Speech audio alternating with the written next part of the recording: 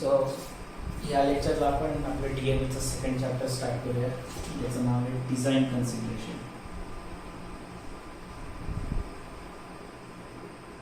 Basically यात पण काही न्यूमेरिकल वगैरे नाही आहे, तर सिम्पल थिअरी चॅप्टर असणार आहे. आणि डिझाईन कन्सिडरेशनमध्ये आता तुम्हाला कन्सिडरेशन इन डिझाईन तर आपण लास्ट चॅप्टरमध्ये पण पाहिलेलं आहे. यामध्ये ज्यावेळेस बॉडीवर लोड स्ट्रेस जनरेट होतात तर त्यामध्ये कोणकोणत्या पद्धतीने बॉडी ही फेल होऊ शकते किंवा त्याच्यावर कसे स्ट्रेसेस जनरेट होतात त्याबद्दल बेसिकली शिकायचं आहे. डिझाईन कन्सिडरेशनमध्ये आपण पहिले जो कन्सेप्ट बघणार आहे, ठीक आहे, त्याच्याबद्दल मी पहिले तुम्हाला एक आयडिया देऊन टाकतो की एक्झॅक्टली होतं काय. तर बघूया काय बघा एक्झॅक्टली होतं असं. सगळ्यात पहिला कन्सेप्ट जो आहे आपला तो असणार आहे स्ट्रेस कॉन्सन्ट्रेशनचा. या चॅप्टरमध्ये आपण शिकणार काय तर स्ट्रेस सगळ्यांना माहिती काय राहतं. लास्ट चॅप्टरमध्ये आपण परत एकदा पाहिलं होतं स्ट्रेस काय, स्ट्रेस कॉन्सन्ट्रेशन आणि स्ट्रेस कॉन्सन्ट्रेशन काय राहतं हे बघू. आणि या स्ट्रेस कॉन्सन्ट्रेशनमुळे बॉडीवर त्याचे कसे इफेक्ट होतात, मग बॉडी कोणकोणत्या कंडिशनला जाऊन बॉडी फेल होऊ शकते त्याबद्दल बेसिकली आपल्याला या चॅप्टरमध्ये शिकायचं आहे. बघा एक डायग्राम ड्रॉ करतो मी, तिथून तुम्हाला क्लिअर आयडिया येऊन जाईल. म्हणजे एक रेक्टँग्युलर स्क्वेअर म्हणून घ्या, रेक्टँगल म्हणून घ्या. एक आपण प्लेट ड्रॉ करून घेतली.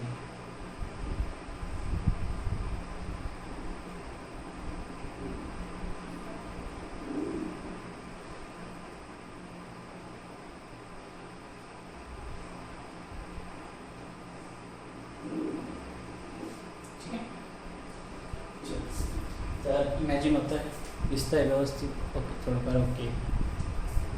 तर यामध्ये काय केलं बेसिकली, ही जी प्लेट होती याच्यावर मी टेन्साईल लोड अप्लाय केलेला होता या पद्धतीने. तर एक असा पॉईंट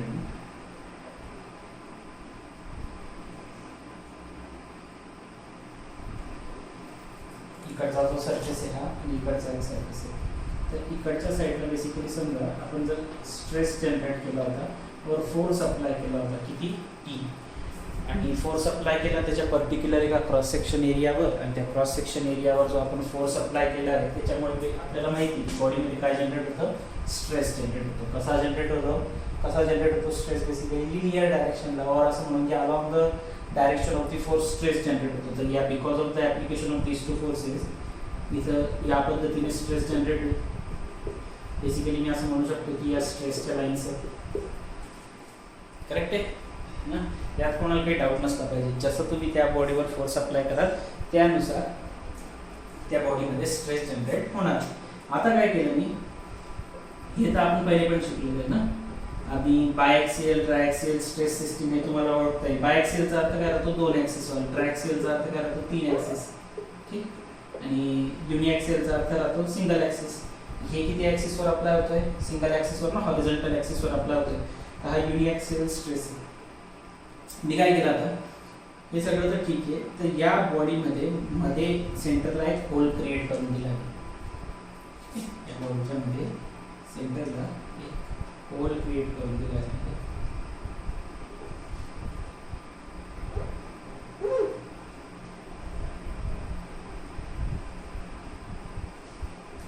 होतं आहे म्हणजे हा जो होल आहे त्याचं 3D डायग्राम तसं चांगला काढता येत नाही, ठीक, तरी होल क्रिएट केला आपण. आणि जो होल इथून निघाला आहे आणि मागच्या सरफेसमधून किंवा खालच्या सरफेसमधून आरपार होल क्रिएट करून दिला. पंचिंग नाही केला, ड्रिलिंग नाही केला, whatever the method we have use, but या ठिकाणी काय म्हणून गेलं, सेंटरला होल क्रिएट केलेला, ठीक आहे. मग आता हा होल क्रिएट केल्यानंतर जो स्ट्रेस या ठिकाणी जनरेट झालेला होता, हा जो तुम्हाला दिसत होता, हा सेम राहील का, तर नाही. याचा अर्थ काय समजतोय की जर बॉडीच्या शेपमध्ये काही बी चेंजेस झाले, असं नाही होला, तुम्ही काही बी रेक्टँगल करू शकतात, स्क्वेअर करू शकतात, तुम्हाला त्याच्यामध्ये रांगोळी टाईपचा होल करायचा आहे तुम्ही करू शकता, तुम्ही तुमचा चेहरा बनवला इथं होल बनवून तरी चालेल, तुमच्या चेहऱ्याच्या शेपचा होल बनवला, वॉट एव्हर द टाईप. असं नाही की होलच क्रिएट केला पाहिजे, त्याच्यावरती दुसरा एलिमेंट लावून दिला त्याच्यामुळे त्या बॉडीचा शेप चेंज झाला आहे, साईज चेंज झाली आहे, डायमेन्शनमध्ये काहीतरी फरक पडलेला आहे, ठीक आहे, नॉच आलेला आहे, असं बऱ्याच काही कंडिशन्स राहतात, शिकाल तुम्ही आता पुढे जाताना. तर या ठिकाणी काय झालंय, सिंपल एक्झाम्पल घेतलं मी की या ठिकाणी मी एक होल क्रिएट करून दिला आणि बिकॉज ऑफ दिस होल जे स्ट्रेसचं पॅटर्न होतं पहिल्यांदा before the making that hole, या होलच्या बनवण्याच्या पूर्वी जे त्या ठिकाणी पॅटर्न होतं स्ट्रेसचं ते वेगळं होतं आणि होल क्रिएट केल्यानंतर जर तुम्ही ऑब्झर्व केलं तर पॅटर्न काहीतरी वेगळं झालेलं आहे. याचा अर्थ काय की because of the change in the dimension और change in the structure of the body जे स्ट्रेस डिस्ट्रीब्युशन होतं, व्यवस्थित शब्दांवर लक्ष द्या, जे स्ट्रेस डिस्ट्रीब्युशन होतं ते इरेग्युलर झालेलं आहे. पहिले कसं होतं ज्यावेळेस मी होल नव्हता क्रिएट केलेला, हे जे स्ट्रेस डिस्ट्रीब्युशन होतं हे कसं होतं तुमचं रेग्युलर होतं. जसा मी या ठिकाणी होल क्रिएट केला काही जे काही केलं असेल मी तर बिकॉज ऑफ दॅट जे स्ट्रेस डिस्ट्रीब्युशन आहे, असं काही नाही की होलच क्रिएट, जर बॉडीचा शेप बी चेंज झाला ना किंवा बॉडीचं डायमेन्शन सुद्धा कमी जास्त झाले, एक एरिया मोठा एक एरिया छोटा तरी पण हे येऊन जातं. बिकॉज ऑफ दिस या ठिकाणी होतं काय, जो रेग्युलर स्ट्रेस डिस्ट्रीब्युशन होतं आता ते स्ट्रेस डिस्ट्रीब्युशन रेग्युलर न राहता कसं होऊन गेलंय, इरेग्युलर झालेलं.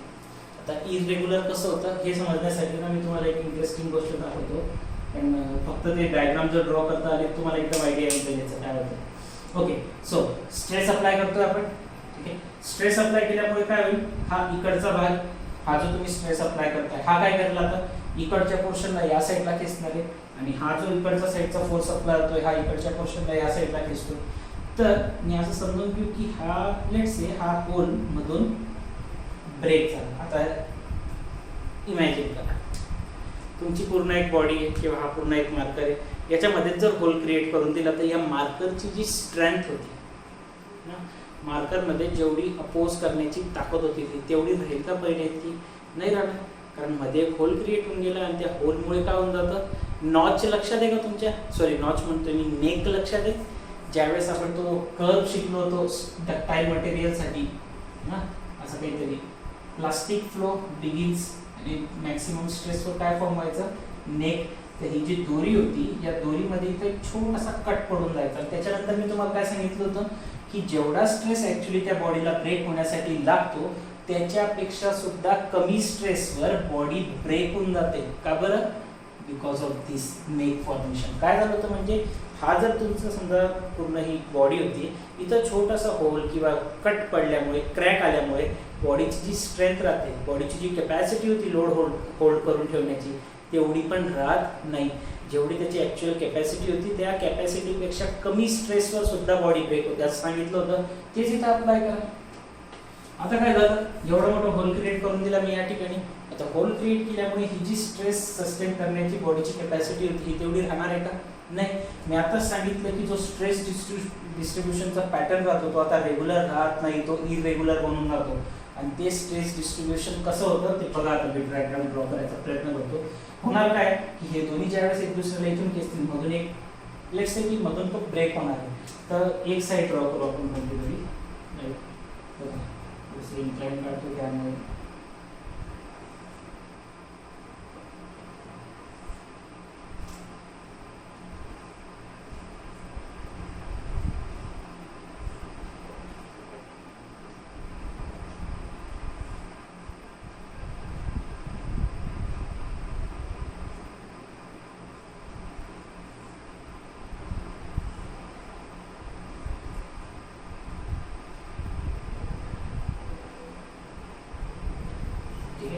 आता इमॅजिन करा की हा इतकाच भाग आहे.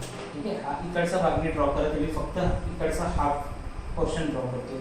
याच्यामध्ये काय दिसतोय तुम्हाला, एक असं सर्कल क्रिएट झालेलं दिसतंय नाही ते. समजा इथं काय केलेलं होतं आपण, एक होल क्रिएट केलेलं आहे असं.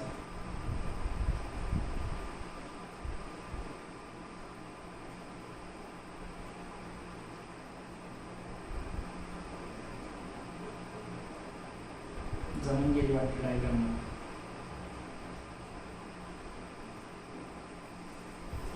असं ती होतं इमॅजिन, दिसतंय का, हां होतं इमॅजिन. आता काय होतं बघा, बेसिकली होऊन काय राहिलं होतं की या ठिकाणी जो स्ट्रेस जनरेट झालेला होता ना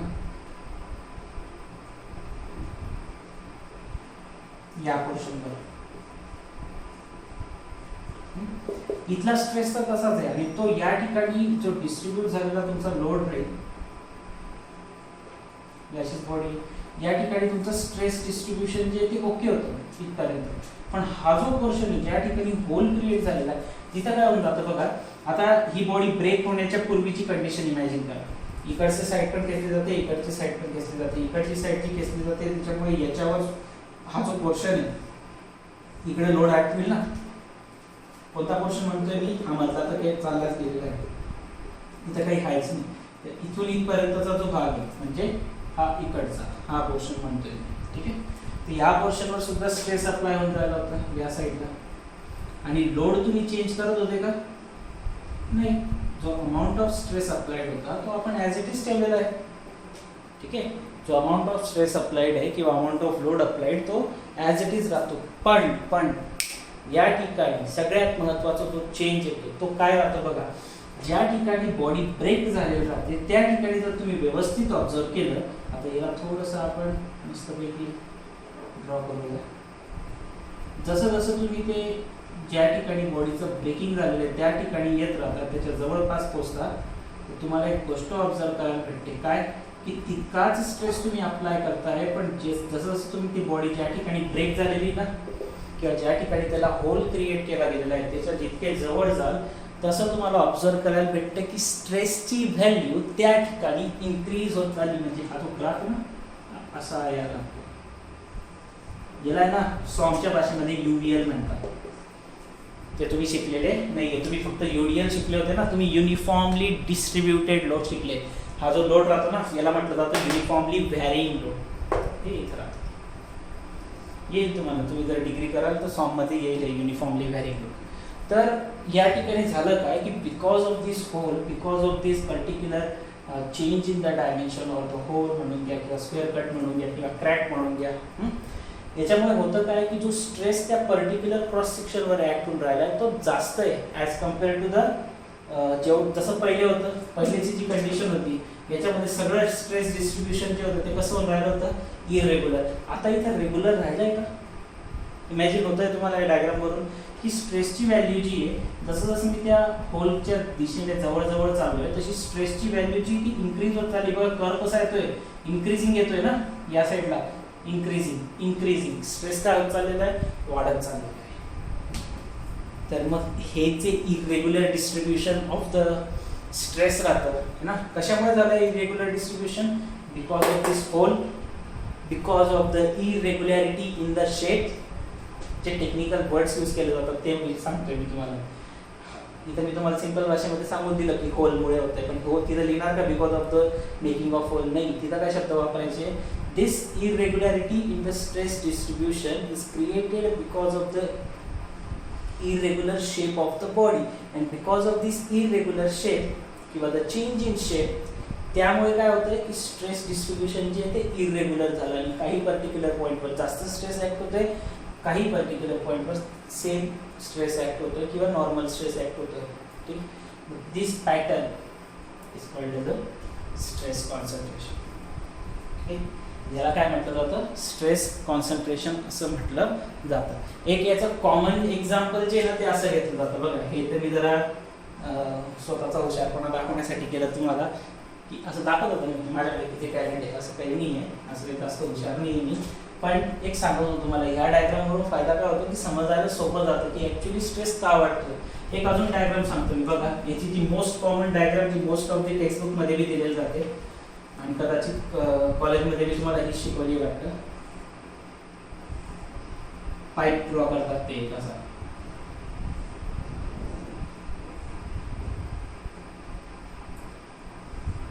ठीक आहे, आणि या पाईपवर काय केलं जातं? लोड अप्लाय केला जातो. बिकॉज ऑफ दिस लोड या ठिकाणी काय जनरेट होणार आहे? स्ट्रेस. ठीक आहे, पण ज्या ठिकाणी हा क्रॉस सेक्शन चेंज होतोय, आता चेंज होतोय ना याच्यामध्ये, हा एक क्रॉस सेक्शन आहे, ऑफकोर्स हा क्रॉस सेक्शन काय जास्त आहे, हा क्रॉस सेक्शन काय कमी आहे. तर ज्या ठिकाणी हा क्रॉस सेक्शन चेंज होतोय त्या ठिकाणी कंडिशन्स चेंज होतात. बघा, जसा हा क्रॉस सेक्शन चेंज होतोय इथं स्ट्रेस डिस्ट्रीब्युशन असंच आहे नॉर्मल, पण हा जो भाग राहतो ना इथं स्ट्रेस डिस्ट्रीब्युशन असं होऊन जातं.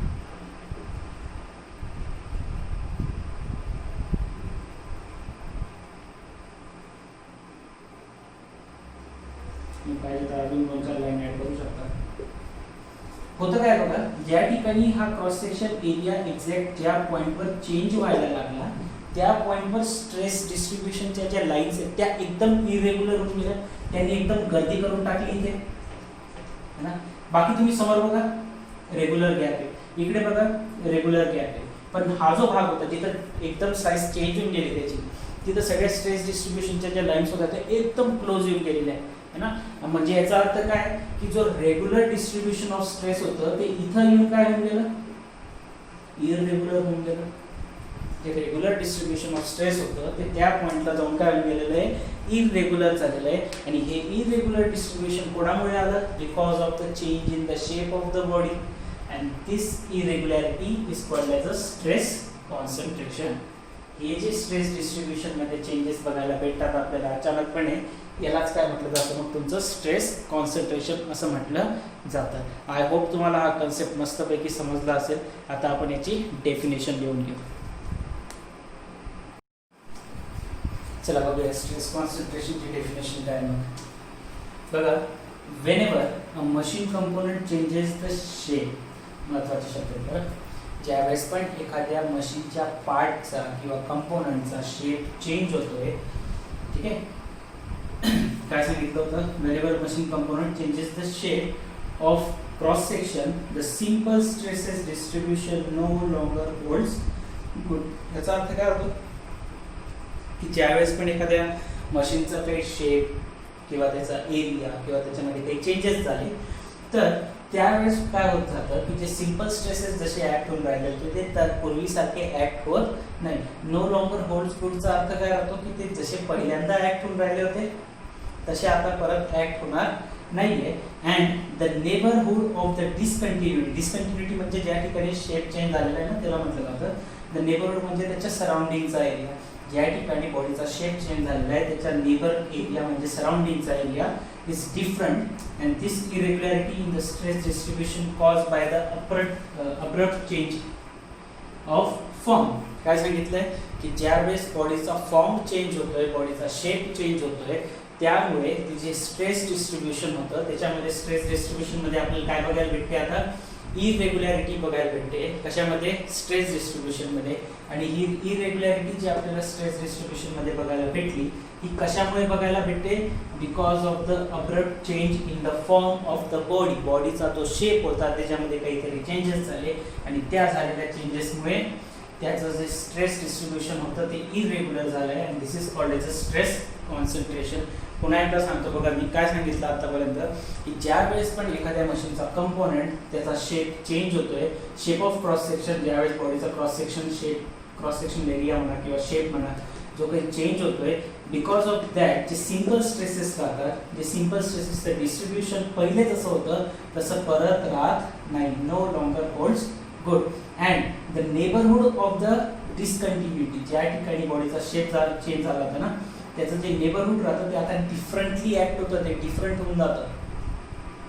कळलंय, याचा अर्थ काय राहतो की ज्यावेळेस बॉडीचा शेप चेंज होतोय त्या ठिकाणी जे डिस्कंटिन्युटी क्रिएट होते, त्या ठिकाणी जे स्ट्रेस डिस्ट्रीब्युशन मध्ये इरेग्युलॅरिटी क्रिएट होते ती आता पहिल्यापेक्षा डिफरंट राहते. And this irregularity in the stress distribution is caused by the abrupt change in the form of the body. ठीक आहे, बॉडीचा जो फॉर्म होता तो चेंज झाला आणि त्या चेंज झाल्यामुळे स्ट्रेस कॉन्सन्ट्रेशनमध्ये आपल्याला स्ट्रेस डिस्ट्रीब्युशनमध्ये आपल्याला इरेग्युलॅरिटी बघायला भेटली. आणि ही जी स्ट्रेस डिस्ट्रीब्युशनमध्ये तुम्हाला इरेग्युलॅरिटी बघायला भेटते यालाच म्हटलं जातं स्ट्रेस कॉन्सन्ट्रेशन. मग हे जे स्ट्रेस कॉन्सन्ट्रेशन आहे किंवा हा जो चेंज इन शेप आहे हा कधी कधी ऍक्ट होईल किंवा कोणकोणत्या कंडिशनसाठी हे स्ट्रेस कॉन्सन्ट्रेशन लागू होतं किंवा बॉडीचे डायमेन्शनमध्ये जे स्ट्रेस डिस्ट्रीब्युशन होतं ते चेंज होईल. बघा, it occurs for all the kind of stresses. ठीक आहे, इन द प्रेझेन्स ऑफ कोणकोणत्या गोष्टी ज्या प्रेझेंट राहिल्यावर हे आपल्याला स्ट्रेस डिस्ट्रीब्युशनमध्ये इरेग्युलॅरिटी बघायला भेटणार आहे. Fillets, notches, holes, keyways, splines, surface roughness and the scratches. यांच्यापैकी काही जरी मशीन कंपोनंट सोबत असलं किंवा मशीन कंपोनंटवर क्रिएट झालं तर तुम्हाला हे स्ट्रेस कॉन्सन्ट्रेशन किंवा distribution irregularity in the distribution of stress बघायला भेटेल. फिलेट्स माहिती आहे, नसेल माहिती मी सांगतो आता. नॉचेस काय राहतं, नॉच क्रिएट करतात. नॉच म्हणजे काय, एक होल समजून घ्या सोप्या भाषेत. ठीक आहे, होल्स पण दिलेलंच आहे मी समोर.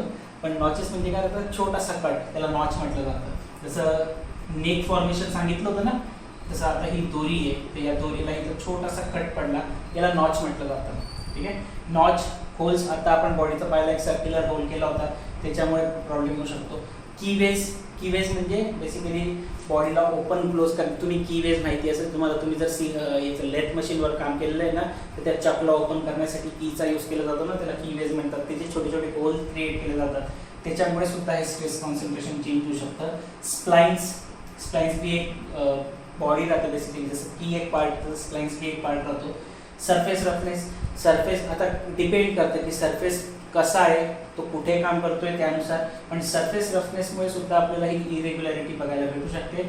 ॲज वेल ॲज स्क्रॅचेसमुळे सुद्धा, रफनेस स्क्रॅचेस एकच प्रकार होतो तो, पण यांच्यामुळे सुद्धा आपल्याला बॉडीच्या स्ट्रेस डिस्ट्रीब्युशनमध्ये चेंजेस बघायला भेटू शकतात. पुन्हा एकदा बघू, स्ट्रेस कॉन्सन्ट्रेशन आहे काय, की बघा तुम्ही कन्सेप्ट समजून घ्या. स्ट्रेस कॉन्सन्ट्रेशन काय होतं की बेसिकली नॉर्मली ज्यावेळेस बॉडीवर स्ट्रेस अप्लाय होतोय, तर जे स्ट्रेस डिस्ट्रीब्युशन आहे ते एकदम नॉर्मल आहे. ठीक आहे. पण ज्यावेळेस पण त्या बॉडीच्या मशीन पार्टमध्ये काहीतरी चेंजेस होत आहेत, ठीक आहे, ज्यावेळेस पण त्या बॉडीच्या मशीन पार्ट्समध्ये किंवा कंपोनंटमध्ये, त्याच्या क्रॉस सेक्शनमध्ये, त्याच्या शेपमध्ये जर काही चेंजेस बघायला भेटले, तर पहिले जसं सिंपल स्ट्रेसचं डिस्ट्रीब्युशन होतं ते आता परत तसं राहणार नाही आहे ना. पण काय होईल, तर इरेग्युलॅरिटी क्रिएट होईल. कशामध्ये? स्ट्रेस डिस्ट्रीब्युशनमध्ये. जे स्ट्रेस सिम्पली डिस्ट्रीब्यूट झालेलं होतं त्याच्यामध्ये आता इरेग्युलॅरिटी बघायला भेटते. ती का भेटते?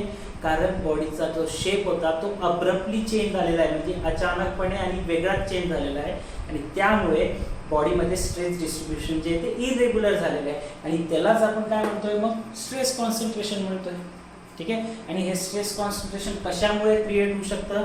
हे जेवढे बी इथं पार्ट्स लिहिलेले आहेत मी, यांच्या प्रेझेन्समुळे जो स्ट्रेस कॉन्सन्ट्रेशन आहे किंवा इरेग्युलॅरिटी इन द स्ट्रेस डिस्ट्रीब्युशन आहे ते क्रिएट होऊ शकतं. फिलेट्स झाले, नॉचेस झाले, त्याच्यानंतर होल्स झालं, कीवेज झालेलं आहे, सरफेस रफनेस झालेलं आहे, त्याच्यानंतर स्प्लाइन्स आहे. ठीक. तर या सगळ्यांमुळे त्या ठिकाणी आपल्याला स्ट्रेस कॉन्सन्ट्रेशन किंवा सोप्या भाषेत irregularity in the stress distribution बघायला भेटू शकतं. ठीक आहे. मग आता ह्या स्ट्रेस डिस्ट्रीब्युशनमुळे, irregularity in the stress distribution म्हणा किंवा स्ट्रेस कॉन्सन्ट्रेशनमुळे बॉडीवर काहीतरी इफेक्ट होतच असतील, त्याचे काहीतरी इफेक्ट म्हणून घ्या किंवा त्याच्यामुळे झालेले परिणाम, कॉजेस, ते आपण बघू आता की काय कॉजेस होणार आहे. चला ठीक आहे, स्ट्रेस कॉन्सन्ट्रेशन बॉडीवर ॲक्ट होतंय, मग त्याचे काय परिणाम झाले. मग परिणाम जर आपल्यासाठी चांगले नसतील तर त्याच्यावर काहीतरी उपाय शोधावे लागतील, म्हणजे रेमेडीज बघावे लागतील. तर आपण पुढचे 2 कन्सेप्ट तेच बघणार आहेत. पहिले आपण बघू कॉजेस ऑफ स्ट्रेस कॉन्सन्ट्रेशन आणि त्याच्यानंतर रेमेडीज ऑफ स्ट्रेस कॉन्सन्ट्रेशन. हे 2 कन्सेप्ट आपण आता बघूया. ठीक आहे. आपला नेक्स्ट कन्सेप्ट आहे कॉजेस ऑफ स्ट्रेस कॉन्सन्ट्रेशन. बघा पॉईंट्स लिहून दिलेत मी 4 कॉजेस. आता स्ट्रेस कॉन्सन्ट्रेशन हा जो परिणाम आहे, हा जो इफेक्ट होतोय, हा कोणामुळे होऊ शकतो? अशी कोणकोणती कारणे आहेत की ज्यांच्यामुळे तुम्हाला स्ट्रेस कॉन्सन्ट्रेशन बघायला भेटू शकतं? आपण आता लिहिले ना काहीतरी कीवेज वगैरे, त्यालाच आपण थोडं डिस्क्राईब करून या ठिकाणी सांगितलंय की व्हॉट आर द कॉजेस. असे कोणकोणते कारणे आहेत किंवा असे काय काय होऊ शकतं जेणेकरून स्ट्रेस कॉन्सन्ट्रेशन येईल. ठीक. तर त्याचे काही कॉजेस दिलेले आहेत मी या ठिकाणी 4. त्याच्यानंतर आपण रेमेडीज पण पाहणार आहोत. कॉजेस ऑफ स्ट्रेस कॉन्सन्ट्रेशन काय बघा, abrupt change in the cross section, हे तर मेन कारण आहे ना. जर तुम्ही सडनली किंवा विचित्र पद्धतीने जर एखाद्या बॉडीचं क्रॉस सेक्शन जर तुम्ही चेंज करत आहात, तर त्यावेळेस त्या ठिकाणी काय जनरेट होणार आहे, त्या बॉडीमध्ये स्ट्रेस कॉन्सन्ट्रेशन जनरेट होईल. मग असे कोणकोणते फॅक्टर आहे किंवा अशा कोणकोणत्या गोष्टी की ज्यांना आपण अब्रप्ट चेंजमध्ये कन्सिडर करू शकतो? The abrupt change in the cross section like keyways, states, grooves, threaded holes. Threaded hole माहिती ना सगळ्यांना, आटेवाले होल्स, आटे म्हणतो आपण थ्रेडला सोप्या भाषेत, मराठीत sorry, holes etcetera are the result in the stress concentration. एकदम सोप्या भाषेत जर तुम्हाला सांगून आम्ही की जर बॉडीमध्ये तुम्ही रिकामे काहीतरी काड्या केल्या तर स्ट्रेस कॉन्सन्ट्रेशन येणार.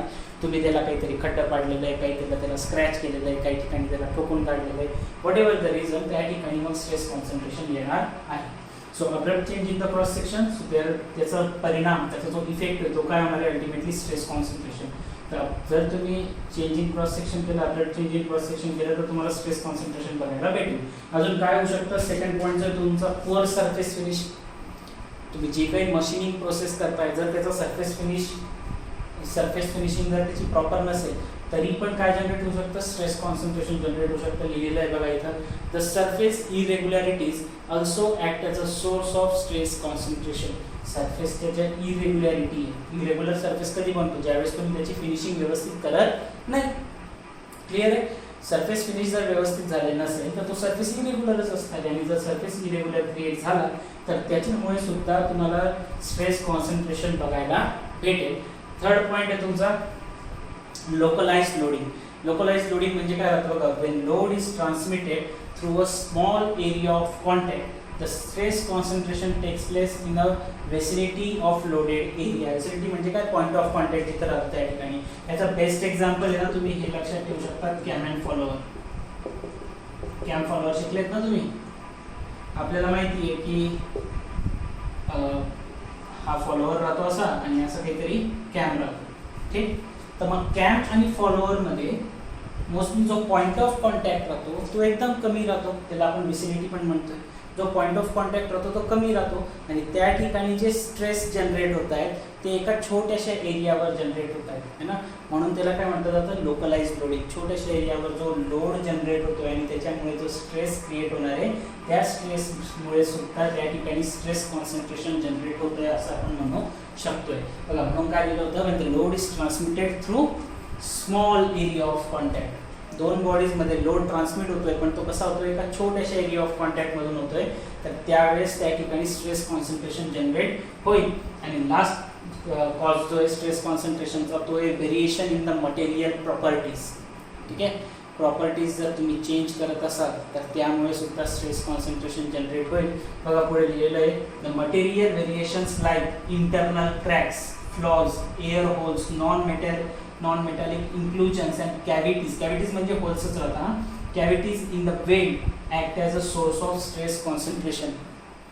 तुम्ही ते प्रोडक्शनचा सब्जेक्ट शिकले असाल ना, त्याच्यात हे नावं भरपूर येतात. मटेरियलच्या प्रॉपर्टीज म्हणजे असं नाही की त्याची डक्टिलिटी, त्याची टफनेस, स्ट्रेंथ, ह्या प्रॉपर्टीज नाही. जर जे काही बॉडी आहे त्याच्यामध्ये जर समजा इंटरनल क्रॅक क्रिएट झालेला आहे, किंवा काहीतरी एक होल किंवा एक मोठी पट्टी, फ्लॉस कशाला म्हटलं जातं, एक मोठा भाग, बऱ्यापैकी मोठा भाग असा सरफेसच नाही आहे, त्याला फ्लॉज म्हणतात. होल्स क्रिएट झालेले आहेत छोटे छोटे, किंवा वेल्डिंग करत असताना कॅव्हिटीज क्रिएट झाल्या. वेल्डिंग करत असताना कॅव्हिटी कशा क्रिएट होतात की दोन पार्ट वेल्ड केले जातात तर त्यांच्यामध्ये गॅप राहून जातो, त्याला कॅव्हिटी म्हटलं जातं. दातांमध्ये बी कॅव्हिटी राहते ना, ऐकलं असेल ना तुम्ही, न्यूजमध्ये कोणाच्या दाताची ट्रीटमेंट झाली असेल तर त्याच्यामध्ये कॅव्हिटी म्हटलं जातं. कॅव्हिटी म्हणजे काय राहतं, बेसिकली गॅप. तर या ठिकाणी ही जी कॅव्हिटी राहते किंवा हे जे नॉन मेटॅलिक इन्क्लुजन्स आहेत, या सगळ्यांमुळे सुद्धा काय जनरेट होतोय, स्ट्रेस कॉन्सन्ट्रेशन जनरेट होत आहे. तुम्हाला हा क्वेश्चन येऊ पण शकतो 2-3 मार्क्ससाठी की what is stress concentration, what are the causes of stress concentration and explain its remedies, असं काहीतरी है ना. तर जर विचारलं गेलं, जितक्या मार्क्स लागेल त्यानुसार आन्सर द्यायचं. जर समजा तुम्हाला विचारला गेला हा क्वेश्चन 4 मार्क्ससाठी, तर तुम्ही स्ट्रेस कॉन्सन्ट्रेशनची डेफिनेशन, हे 4 पॉईंट कॉजेसचे आणि रेमेडीजचे 2-3 पॉईंट जे आहेत ते आता इथे लिहून देईल मी, ते एवढं लिहायचं आहे. जर तुम्हाला समजा हाच क्वेश्चन 2 मार्क्ससाठी विचारला गेला, फक्त नावं लिहायचे. Causes of stress concentration, abrupt change in the cross section of the body, poor surface finish, localized loading and variation in the material properties. आणि ते जर अजून समजा 4 मार्कला विचारलं गेलं, 3 मार्कला विचारलं गेलं तर लिहून काढायचं. ठीक आहे. तर हे झाले तुमचे कॉजेस ऑफ स्ट्रेस कॉन्सन्ट्रेशन, की असं कोणतं कारण आहे की ज्याच्यामुळे स्ट्रेस कॉन्सन्ट्रेशन सारखा परिणाम बघायला भेटतो तुम्हाला. ठीक आहे. कॉजेस म्हणजे काय, कारण, आणि स्ट्रेस कॉन्सन्ट्रेशन हा काय त्याचा परिणाम, की जर तुम्ही बॉडीच्या शेपमध्ये अब्रप्टली चेंज करून टाकला तर तुम्हाला ॲज अ परिणाम, as a effect stress concentration बघायला भेटेल. जर तुम्ही जी काही मशिनिंग केलेली आहे सबस्टन्सवर किंवा मटेरियलवर, जर ती सरफेस फिनिश पुअर असेल तर त्या ठिकाणी इरेग्युलॅरिटीज क्रिएट होतील, आणि त्या इरेग्युलॅरिटीजमुळे सुद्धा स्ट्रेस कॉन्सन्ट्रेशन होणार आहे. लोकलाइज्ड लोडिंग म्हणजे एकाच पॉईंटवर, छोट्याशा पॉईंटवर जर जास्तीत जास्त लोड अप्लाय केला जातोय तर त्या ठिकाणी सुद्धा तुम्हाला स्ट्रेस कॉन्सन्ट्रेशन बघायला भेटेल. आणि जर मटेरियलच्या प्रॉपर्टीजमुळे मध्ये जर चेंजेस झाले तरी पण स्ट्रेस कॉन्सन्ट्रेशन बघायला भेटणार आहे. तर आता आपण बघूया की त्याच्या रेमेडीज काय, असे कोणकोणते उपाय आपण करू शकतो. बघूया आता की स्ट्रेस कॉन्सन्ट्रेशन रिड्यूस करण्यासाठी कोणकोणते रेमेडीज आपण वापरू शकतो. तुम्हाला अजून एक एक्झाम्पल सांगतो बघा स्ट्रेस कॉन्सन्ट्रेशनचं. समजा जे आपण पहिले पण पाहिलं आहे, पण यामध्ये तुम्हाला थोडंसं अजून वेगळ्या पद्धतीने दिसेल ते. समजा एक दिस इज अ रेक्टँग्युलर बॉडी आणि यामध्ये these are the flow lines of the stress. ठीक आहे, या सगळ्या कसल्या लाईन्स आहेत, स्ट्रेसच्या लाईन्स आहेत की स्ट्रेस या लाईन्सच्या अलॉंग डिस्ट्रीब्यूट झालेला आहे. आता मी काय करून घेतलं, पहिलाच एक्झाम्पल आपण घेतलं होतं, मध्ये जर होल क्रिएट केला इथे दिस होल, तर या ज्या स्ट्रेसच्या लाईन्स होत्या या कुठे जातील, याच्या सराउंडिंगने जाणार आहे या पद्धतीने ना. इथून ज्या लाईन्स होत्या त्या अशा जातील.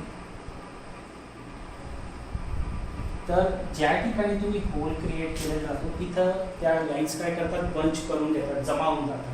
त्यामुळे त्या सरफेसच्या सराउंडिंगचा एकदम स्ट्रेस काय होऊन जातो, वाढून जातो. हे आपण शिकलो. बघा आता हे काही एक्झाम्पल्स आहेत, सॉरी हे काही उपाय आहेत की ज्याने आपण स्ट्रेस कॉन्सन्ट्रेशनला कमी करू शकतो. संपवू तर नाही शकत आपण, कमी करू शकतो. ते पण लिहिलं आहे मी इथं.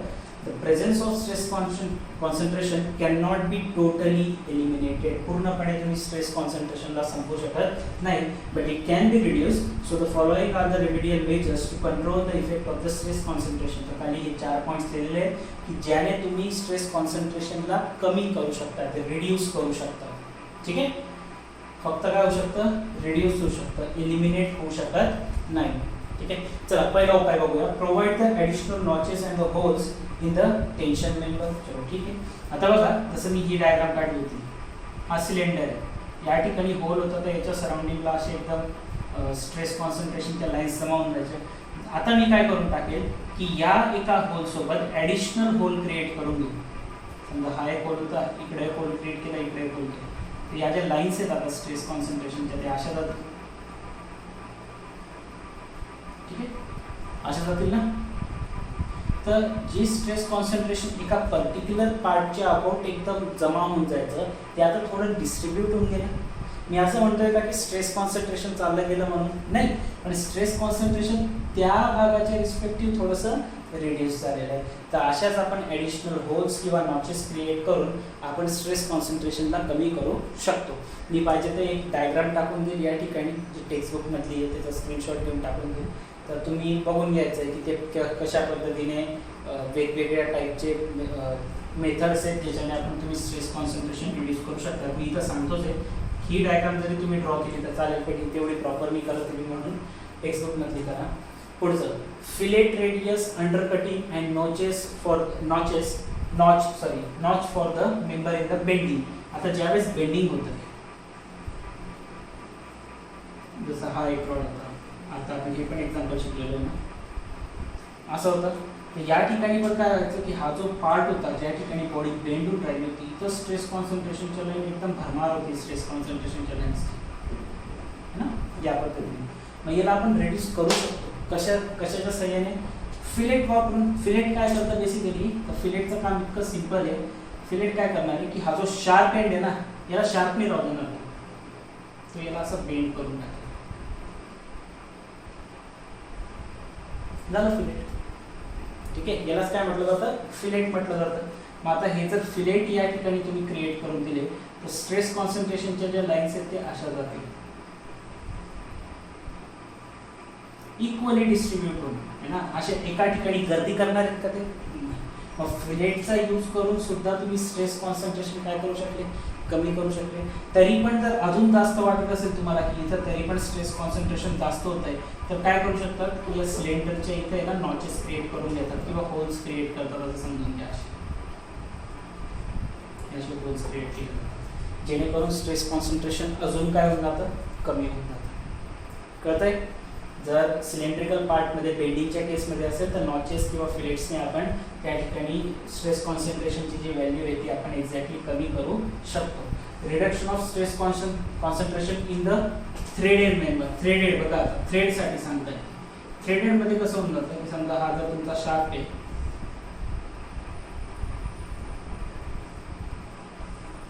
ही बॉडी आहे, या ठिकाणी असं शाफ्ट वगैरे कनेक्टेड आणि हे तुमचे थ्रेड्स आहेत,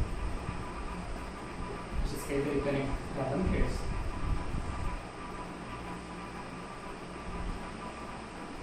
ठीक आहे, हे थ्रेड्स आहेत. तर या ठिकाणी शार्प एंडमुळे काय होऊन जातं, आता इथं शार्प एंड आहे तर इथं जास्तीत जास्त स्ट्रेस कॉन्सन्ट्रेशन होऊन जाईल. मग अशा वेळेस काय करतात, थ्रेड वाढून घेतील. थ्रेड कसे वाढवतील, की हा जो पार्ट आहे, जे थ्रेड्स आहेत ना ते डायरेक्ट इथपर्यंत घेऊन जातील, जेणेकरून तो स्ट्रेस कॉन्सन्ट्रेशन संपून जातो. So reduction of stress concentration in the threaded member. थ्रेड्सचा वापर करून किंवा थ्रेडचा सरफेस वाढवून आपण स्ट्रेस कॉन्सन्ट्रेशनला कमी करू शकतो. त्यानंतर लास्ट जो आहे तुमचा, provide the taper cross section two sharp the corner of the member. काय केलं जातं, जो कॉर्नर आहे मेंबर्सचा, जी बॉडीचा जो कॉर्नर होता त्याला टेपरिंग केलं जातं. टेपरिंग केलं जातं म्हणजे या पद्धतीने, त्याला पहिले फिलेटमध्ये कर्व होता बरं, तो फिलेटमध्ये रेडियस करतो, इथे टेपरिंग करून टाकतात, जेणेकरून त्या स्ट्रेस डिस्ट्रीब्युशनच्या लाईन अशा पद्धतीने डिस्ट्रीब्यूट झालेल्या. सो हे तुमचे 4 ऑप्शन्स आहेत. होल्स क्रिएट करा, नॉच करा, थ्रेड वाढवा, फिलेट बनवा, शार्प एंड करा. या सगळ्यांचा यूज करून आपण एक पाहिलं होतं ना याच्यामध्ये कॉजेसमध्ये, की इरेग्युलॅरिटी ऑफ सरफेसमुळे स्ट्रेस कॉन्सन्ट्रेशन येतं. मी सांगितलं इरेग्युलॅरिटी म्हणजे काय, सरफेस फिनिशिंग येणार. जर टेपरिंग करून सरफेस फिनिश जर तुम्ही केला तर तो स्ट्रेस कॉन्सन्ट्रेशन काय म्हणजे कमी होईल. आय होप तुम्हाला हा पहिला पॉईंट आपला कळला असेल पूर्ण. स्ट्रेस कॉन्सन्ट्रेशन काय राहतं, त्याचे कारणं काय राहतात, की कशामुळे स्ट्रेस कॉन्सन्ट्रेशन जनरेट होतं, आणि लास्ट आपण पाहिलं की what are the remedies of the stress concentration. हा पूर्ण पार्ट आपला इथं झालेला आहे. आजचं लेक्चर आपण तिथं स्टॉप करूया, बाकी आपण नेक्स्ट लेक्चरमध्ये बघू.